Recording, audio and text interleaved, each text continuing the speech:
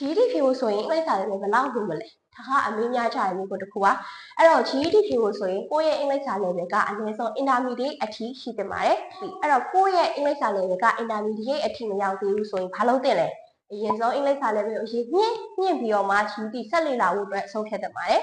အင်္ဂလိပ်စာ level ကောင်းနေရင်ရောဘယ်လိုကြိုးကျေးဇူးတွေရနိုင်မလဲ GED ဖြေတဲ့အခါမှာ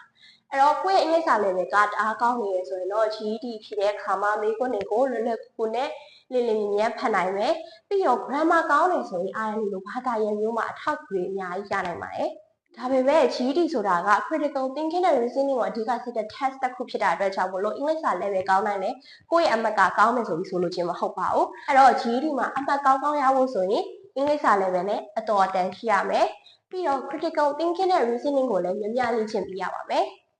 United မြန်မာမှာဆိုရင်ဒီလိုမျိုး GED ဖြေဖို့အတွက်အင်္ဂလိပ်စာ level မြင့်ချင်တဲ့ကျောင်းသားကျောင်းသူတွေအတွက် private class တွေစီစဉ်ပေးထားပါတယ်။အတန်းအချောင်းကိုပုံမသိချင်တယ်ဆိုရင်တော့ဖော်ပြပြထားတဲ့ဖုန်းနံပါတ်နဲ့တယ်လီဂရမ်အကောင့်ကိုဆက်သွယ်ဆောင်ရွက်ပြီးတော့မေးမြန်းလို့ရပါတယ်။အားလုံးကိုကျေးဇူးတင်ပါတယ်ရှင်။